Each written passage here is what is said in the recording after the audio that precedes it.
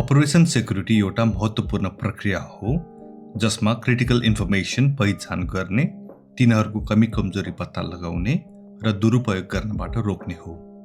Military र government सर्कलमा यसलाई ऑप्सेक भनेर पनि चिनिन्छ।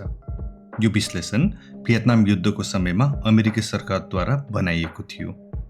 अमेरिकी सरकारको दस्तावेजको आधारमा ऑप्सेक 5 वटा सिक्लिकल प्रोसेसमा विभाजन गरिएको छ।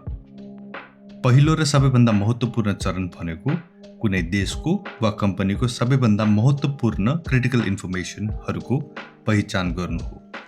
क्रिटिकल इन्फर्मेसनमा संवेदनशील कुराहरू पर्दछन्, जस्तै नेपाल सरकारको सैन्य अपरेसन योजनाहरू, सैन्य इन्टेलिजेन्स वा कूटनीतिक रणनीतिहरू, अनि भने source code and proprietary algorithms, customer records, mergers acquisitions plan, intellectual property आदि इत्यादि चाहिँ कम्पनीको क्रिटिकल इन्फर्मेसनका उदाहरणहरू हुन्।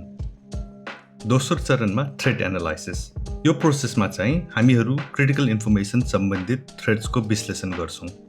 उदाहरणको लागि इनसाइडर इम्प्लोइले कम्पनीको आइपी लिक गर्न सक्छ, साइबर क्रिमिनलले कम्पनीको सिस्टम ह्याक गर्न सक्छ, जसले गर्दा तपाईँको कम्पनीको रेभेन्यू लस, रेपुटेसन ड्यामेज हुन सक्छ। नम्बर 3 मा भल्नरेबिलिटी एनालाइसिस माने जोखिम विश्लेषण। यस विश्लेषणमा हामी हाम्रो कमी कमजोरी खोज्छौँ, जस्तै कमजोर पासवर्ड नीति, इन्क्रिप्ट नगरिएको डेटा ट्रान्सफर, कर्मचारीको लापरवाही वा सोशल इन्जिनियरिङ। चौथौँ चरणमा रिस्क एसेसमेन्ट पर्दछ। यदि कुनै कारणवश हाम्रो क्रिटिकल इन्फर्मेसन चोरी वा लिक भएमा कति गम्भीर क्षति हुन सक्छ भन्ने कुराको जोखिम मूल्याङ्कन हामी यो चरणमा गर्छौँ। जोखिम मूल्याङ्कनको उदाहरणहरू यस प्रकार छन्। यदि ग्राहकको व्यक्तिगत डेटा लिक भयो भने कम्पनीले कानुनी कारबाही र जरिवाना भोग्नु पर्न सक्छ। र अन्तिममा application of appropriate OPSEC measures and counter measures. यो स्टेपमा चाहिँ हामी हाम्रो क्रिटिकल इन्फर्मेसनका जोखिमहरू पत्ता लगाइसकेपछि त्यसलाई रोक्नको लागि सही कदम चाल्नु हो। ऑप्सेक मेजर्स भनेको खतरा आउनु अघि नै सुरक्षा गर्नु हो।